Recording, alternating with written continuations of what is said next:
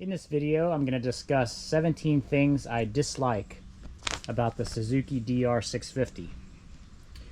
In no particular order, we'll start off with the elephant in the room.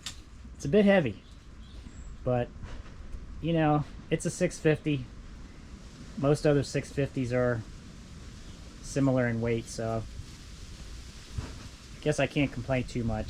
Still not happy about it, but it has a smallish gas tank. It's 3.4 gallons, which you have enough range to safely go about 100 miles before hitting reserve. And if you're doing dual sports and long rides where gas stations are far and few between, you may have to carry some extra gas, because once you hit 100 miles, you're on reserve, and not sure about how far you can go with that. It has a very weak headlight. I would say it's just barely adequate. I don't ride at night very much. The few times I have had to, it's been challenging. Basically, I have to ride around with my high beams on, you know, almost the entire time, because the low beam is just terrible. There's no accessory plug, so if you want to connect, you know, your GPS or heated grips or anything, you have to run wires directly from the battery up to the bars, which can be a hassle. You have to be really careful, because if those wires ever become chafed and touch the frame, they can cause big problems. It actually happened to me. I had to replace my entire wire harness because my license plate light in the rear shorted out against the frame, and for some reason it didn't blow the fuse, but it slowly melted my entire wire harness and left me stranded. So be careful there. The crankcase breather hose. These bikes tend to blow a lot of excess gas out of the crankcase, and what it does is it fills up that breather tube with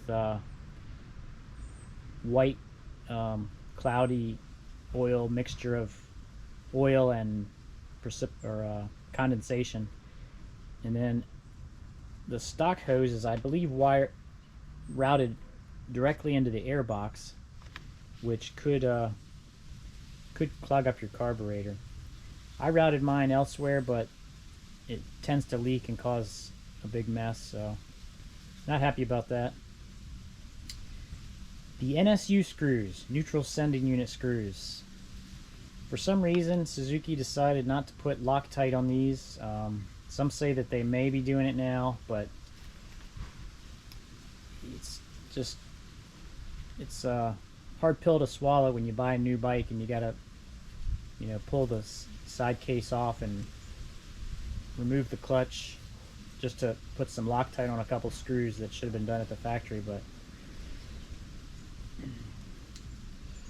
the plastic hand guards that come on the bike, they're very poor in my opinion. I actually think they're defective. What happens is they can easily come loose from here, and it allows them to bend back and push against your clutch. So what happens when you get up to speed, let's say you're going 60-70 miles an hour, the wind is pushing on that plastic handguard against your clutch, and it can be just enough to cause your clutch to slip, and you may not even notice it until the damage is done, and all of a sudden, you know, your clutch is worn out on a bike that has a very robust clutch. So I would make sure you secure that really well. Put an extra screw or a zip tie or wire through it, or just remove it and buy some better ones. There's a spot under the seat. It's basically right about here under the seat fender junction. There's a group of wires that can get tucked under the frame, between the frame and the fender, and that frame is sharp and it can wear through and cause those to short out. So check that. The stock bars, in my opinion, sit too close to the seat. It's just the design of the perch here. I've got bar forwarders on mine to move them away. A lot of people will raise their bars, and due to this angle here, you're actually bringing them even closer to your seat. So just raising them doesn't fix it. The carb, I really wish they put a better carb on here. There's aftermarket carbs, so you can go that route. The problem with this carb, it works okay for a while, but the seals tend to wear out quickly, and then it starts to leak, and then you'll have flooding issues. You know, you'll stop and park your bike, and it'll flood. It won't start again, and your airbox will be partially filled with fuel. Kind of dangerous. The bike doesn't do very well in the sand or the mud. Not much you can do about it. It's just the design, the geometry of it. But there's what a lot of people report as a I call it the slow wobble, but up around maybe 65, 70 miles per hour, the bike can start to go into a slow wobble back and forth, and it's a little unnerving. And you know, usually you slow down or you stop or you do something to stop it, because it tends to just get worse, and who knows what the outcome would be.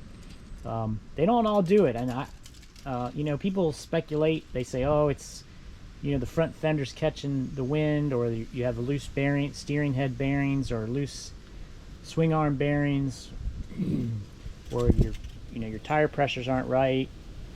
I've played around with all those things. I've had 3 DRs, and you know, I made sure none of those things were in play.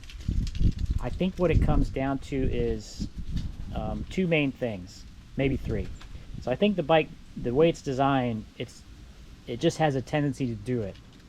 And so if you do a couple of the other things to make it worse, then it'll start doing it. So I noticed when I put new knobbies on, it does it worse. So if I were to put some street slicks on it, it doesn't do it nearly as much, or not at all. The other time I notice it is with different luggage weights. So when you put more luggage on the rear of the bike, the rear end squats a little more. That's throwing off your geometry. And I think a combination of that and the tires, you know, knobby tires or not enough air in the tires, which makes them a little squishy. It comes with a 17-inch rear. I wish it had an 18. There's some options that are not available with a 17, like a tubeless system and more tire choices. The rear cush hub design, it's a single bearing design, and it should have 2 bearings. So basically there's only 1 bearing in the cush hub, and if the cush rubbers wear slightly, which they do, it can allow the cush hub to move in directions it's not supposed to, and it can destroy your bearings. Let's see, there's no easy way to attach a windscreen on this bike. There are lots of windscreens available, but a lot of them will attach to this thing, and this is just not, it's too flimsy, so your screen flops around. Other ones will only attach if you have the stock bar setup, and the stock bar setup is not ideal. Like I said, the bars are sitting in your lap. So if you go with aftermarket bars, then you've got to jimmy rig something to make it work with most windscreens. Let's see, what else? The seat, it's got a pretty uncomfortable seat, and I think that's fairly common. It basically has a dirt bike seat. Now, I have a gel seat, which is slightly more comfortable, I think, just because it's a little wider, but it's not very comfortable either. And last but not least, the heavy stock muffler. It weighs around 13.5 pounds. I have an aftermarket FMF, which probably weighs 1/3 of that.